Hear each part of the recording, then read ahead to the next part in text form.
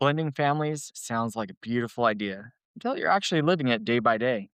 Yeah, different parenting styles, different routines, different expectations, and somehow you're supposed to make it all work without losing your mind or your marriage, And the truth is, no one really prepares you for how hard it can be. but also how rewarding it can be if you don't do it right. So today, we're talking about what it actually looks like to build a blended family, the challenges that we've learned, and what's helped us stay strong through it all. So our situation is a little unique because you're coming into this at different stages in our life. We're Yeah. coming into this at different stages. Yeah. And, your girls are older. My boys are young. I have school age kids, elementary, kinder. So right away, we're dealing with completely different needs. So, and that alone brings a lot of differences in how we parent, what we expect, and how involved we need to be each day. Yeah. And it's very involved. We need to, there's a lot. There's five total kids. So 5? 5 of them. So yeah, it's involved. And really, I think one of the biggest things that we realized early on is there's no blueprint for this. Absolutely not. There's no blueprint for parenting at all, No. for life in general. Yeah, I looked for the instruction manual. I never found it. Did you chat GPT it? Wow. I tried. It wasn't there. It wasn't there. Okay. Well, hopefully they come up with that. But exactly right. Every blended family is different, and you really have to figure out what works for you. Yeah, absolutely. So, our parenting differences are obviously very different. You have school age children, I have older, young adult children. So, my parenting style is pretty laid back. Since my kids are older, I really want them to develop their own thought process. I try to guide them, but I still want them to make age appropriate decisions, right? Yeah. About their life and their past. So most days I'm working. I'm a nurse, so I work 12-hour shifts 3 days a week, maybe even more. So they're navigating their schedules on their own with work, school, responsibilities, and learning how to manage their time throughout the day because they are here alone. Yeah. Um, they're very self-motivated, but they still need guidance in areas where they don't have experience yet, like business, career decisions, or even mental health, which is really important, right? Mental health is obviously important for this generation. It's huge. It's so huge. So making sure that I'm there for them on that end as well as guiding them. So I've recently started doing weekly check-ins with them just to stay connected and make sure they're on the right track. And really, you've been doing such a good job with that. And I think it's so powerful for them too.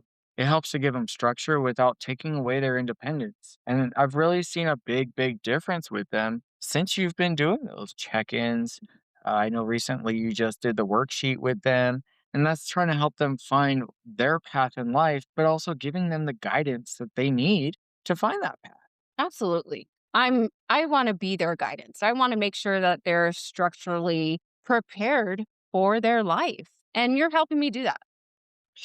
You help me every day. Obviously, I struggle with their adult situations, and you definitely give me good advice. You calm me down, and I'm able to be that support for them with your support as well. We're a team. We're in this together. It's not just you and your kids, because I also know that those are trigger words. Oh, yeah. So I would never use those. But you're not at this alone. We're at this together.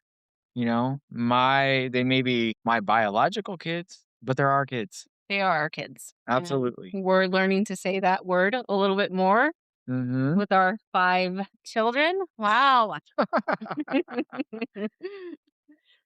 And with the girls being in a different stage, we have different parenting styles. Whereas mine's pretty chill, but it's also structured at the same time because my boys are younger. I need to focus on building that solid foundation now so that way they have that ready to go. And I say that because when I lived with my mom when I was still, late high school, early college years, my stepsister didn't do any chores until she was a teenager. Well, how do you think that went down? When you're 16 years old and all of a sudden somebody's telling you, "Hey, guess what? It's time to be responsible." Mhm. As you can imagine, it didn't go off well. So I got that lesson right off the bat. And that's why I think it's so important to teach that foundation and teach that structure now while they're young. And that way it just kind of becomes on autopilot for them. Oh, we get up, we get dressed, Mhm. we make our bed. So Daily life, right? daily life, right? Like, let me give you an example. Our mornings, we wake up early, even on the days off. I have my kids make their bed, eat breakfast, then they get dressed, brush their teeth, do their hair, and we're out the door. Obviously, on our days off, it's a little bit slower, but they still do those things first and foremost every single day. Also, throughout the day, when I come and get them after school, right, responsibilities don't end. Like, when I my son has his homework, "Hey, dude, we're home from school. I need you to if you need a snack, grab it, but you gotta do your homework right away." Responsibilities come before fun. So, I need my kids to realize that they need to clean up after themselves. They need that structure. But yeah. Kids that are smaller definitely need that structure to start at that age. I already did that structure, so I know what you go through. My routine with them was about the same way. We woke up, we did all their routine as far as the teeth brushing and the making their bed and doing all that breakfast, and then making sure that they have that first, and then school and, you know, getting them to school, homework, and then having fun with them. But Mhm. they definitely need that structure. They need that pattern. Yeah, It's important for them. it is, and it because it sets them up for life. Real life is you gotta work hard if you wanna go have fun. We So work hard to play hard. exactly, get the responsibilities out of the way. But I've seen how consistent you are with that and with them. So it's really helped shape them. I can see that. Thank you. You're doing a very good job. Yeah, I mean, doing our best or as our relationship has grown, evolved, gotten better and better, our communication has gotten stronger. I've really seen how our parenting styles were different and still are different, Mhm. but I've also seen how they've really come together. Yeah. Over time, with our communication and how much we communicate with each other, things have definitely started to align together. Yeah, Our our parenting styles are starting to come together. they have. We talked through situations, we discussed what if scenarios. We definitely try to do our best with that, but We you never try. know what's really going to happen. We try. But we've made it a point also to back each other up in the moment. So if something happens, which it always does with 5 kids, something's always gonna happen. We support each other at the end of the day with whatever happens. That was, I think, one of our first rules when we started talking about, "Hey, let's blend the families. Mhm. What do we do if my kids are acting up or your kids are acting up?" We gotta back each other up. And I'm going to say this personally, I never had that. I never had that backup. So building that foundation between us and talking about that first off was a big eye opener. Like, we're going to come together. We're going to Yeah, support each other. absolutely. So our kids see that, and it's it's great for them to see that we support each other, we love each other, we communicate.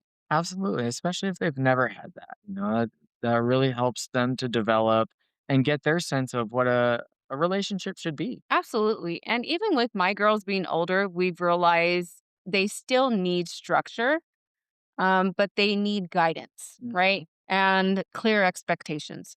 So we're giving them guidance and clear expectations of what they need to do to actively participate in this world. absolutely, absolutely, and honestly, as we've moved toward doing more together as a family, day in and day out, we know it's not perfect, but we're learning. I mean, We're who's perfect? right? Show me.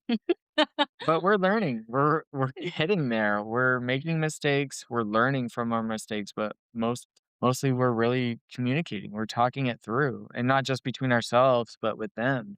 Absolutely. And it's probably going to feel chaotic sometimes, most of the time. Sometimes. Sometimes, probably most of the time. We have 5. It's definitely gonna be a chaotic household, but Absolutely. But as long as we stay aligned and communicate, we can guide everyone in the right direction. absolutely, guiding them It's it's key. key. It It's is definitely key. key. Mhm. But with my situation, as we're gonna reiterate this again, my young adult children, I don't really need to navigate so much with them. So going into navigating with, like, ex-partners, I don't really Your need to dad. do that. No, My navigation is being on the side. They navigate with their father and they do that. They communicate. I don't have to communicate with him. And that's great. mhm, They handle their own relationship with him, whether that's texting or seeing him in person. They're learning to build their own boundaries with him. They are. Unfortunately, he's not the best example, but that's also why it's important for them to see a different kind of relationship, a different kind of love, a different kind of communication level. And that's what we've set up for them. Yeah. A healthy, supportive, dynamic relationship. Absolutely. It's leading by example. Our kids still see us and respect us and look for that example, and we're doing it, you know? And from my side, yeah, of course, there's not you don't interact with your ex, so of course, why would I? I don't interact with them at all. But it works out for me because it allows me to focus more on you Mhm. as well as all three of the girls. Absolutely. You know, given that really given the situation, both of our role is to protect and support them. Mhm. So on my side, it's a little bit different because my boys are with their mom almost half time. So really maintaining peace between both homes is really important. We have to communicate all the time. And if something comes up, we address it quickly and respectfully. Like kids have doctor appointments. There's a lot of school events. We just had spring break. Summer's coming up already. Oh man, summer. I know, summer. So That's great that you guys can navigate the parallel co-parenting relationship. Not everybody loves that or can see that or actually does that, but you guys are doing it well. and I love that you said parallel versus co-parent. Mhm. What's the difference? Well, co-parenting, I think co-parenting's more involved with each other. Yeah, you're aligned. Yeah, but parallel parenting is more based on the children. So you guys had your relationship, but that relationship is over, right? Exactly. So parallel parenting is just making sure that you set those boundaries between each other, but also setting up guidance and protection for your children Exactly. and communicating appropriately. Exactly. She's gonna parent her way and I'm gonna parent my way. But you're right. We set up those boundaries, we have that communication, and we really align to do what is best for the kids at the end of the day. And a lot of people have told me, even yesterday, I was having a conversation with a friend. And they were telling me, "Dude, I can't believe you are as strong as you are going through what you've been through." I also hear a lot of the way that you guys broke up. I would be crazy and Mhm, everything else. But my ex, when I realized it was over, she wasn't the focus anymore. mhm, My kids were more important to me than our relationship. And sadly, that was kind of how it was even when we were married. mhm, But especially when we broke up, my kids were so much the focus that regardless of what she did, what she said, mhm, I didn't let it get to me because I never wanted it to affect the kids. mhm, It wasn't their problem. They weren't the one who asked us to mhm. split up. That was our decision. Yeah. So I felt that they should never be impacted negatively because of that decision. And that's a great mindset. Like you said, a lot of people don't have that mindset. They're either fighting with their ex or they're going on a tangent and nothing is getting resolved. We're not moving forward if we're No, still fighting with our ex about things that were between us. And that's not appropriate. It no. doesn't help the children in any sort of way. It can probably even make it worse for them. Absolutely. Of course, they see their parents still fighting even though they're not together. I'm going to say this. At the end of the day, it's not about you. No. It is about them. So whatever personal issues you have with your ex, you need to put that on the sideline. You need to let those kids see that you guys are still there for them and you guys can communicate and collaborate and be in the same room together. You're still the parents. You still need to have that love and support for them. Yes, But if you're not together anymore, that's is what it is. that's okay.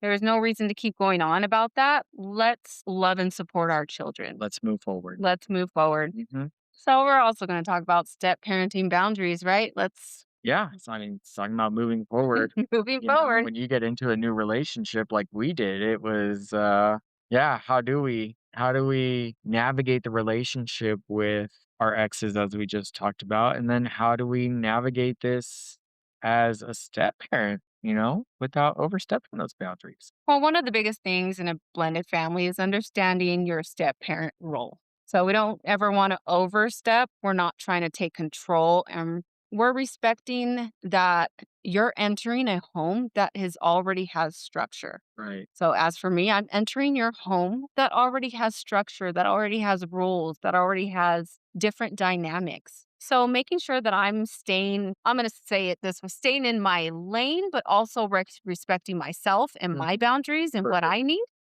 But also putting the children on what they need too, right? So they need that as well for us to have those step parenting boundaries. Absolutely, and I have to check my role all the time too, just to make sure I'm not overstepping it, right? One of the things I can say too is that avoiding that negative talk about each parent, and it's a big thing. Step parents come in, and I say this because you're in my life, and my kid's mom she's made a few comments about me, about you, unfortunately, and she's made those comments directly to the kids. And I really think avoiding negative talk about the other parent it's hurtful for the kids. It creates a lot of confusion and tension for the kids. We're in this as a team all together, and whether she likes it or not, or your ex likes it or not, this is the life and we're all here. This is the new life and we're all here to support these kids. Exactly. I mean, I'm not trying to come into this role as their mother. I'm not trying to overstep those boundaries that you guys already set. I'm just trying to be a listener. I'm trying to be supportive and I'm trying to be a good example for your children as well as you are for mine. Yeah. And you're doing a great job with my boys. They love you. They absolutely love you. My God, it makes me so happy, you know? And then with the girls, as we said, they're older, right? And Yeah. you guys, they're 18, 20, and 22. So they're at a different stage. Well, my goal isn't to step in as a parent role, but I want to be someone that they can trust. I want to be able to listen to them, support them, and be consistent with that. That's where that trust is really going to come in. I want to earn that relationship and not force it. So, I'm coming up here. We just started texting more often, Mhm. which I love that. There's definitely more of an open line of communication. And it's not just showing up and being here. It really is showing them that I do support them, that I am a voice or just an ear if they ever need to say something. But I also think that they gain that trust and respect watching how you and I interact and seeing how you and I trust each other, seeing how you and I communicate with each other, seeing how you and I are playful with each other, and how we respect each other's boundaries Mhm. and each other as a person. I really think that makes such a big impact because they never had that before. So now they're getting that. They are getting that, and it goes to back to your boys too, right? They see us together and they see our Mhm. communication, they see Mhm. our love, they see our connection, and that helps them to trust the relationship, to trust me that everything is okay. They're able to express themselves, they're able to be silly around me, they're able to be so playful, but that comes with that trust of seeing our relationship. Absolutely. And they are playful with you, that's for They sure. are. They love to run. They're Always so fun. energized. However, but let's shift this a little bit into some lessons. I think one of the biggest things we've learned is that blended families don't work because everything is perfect. No, not at all.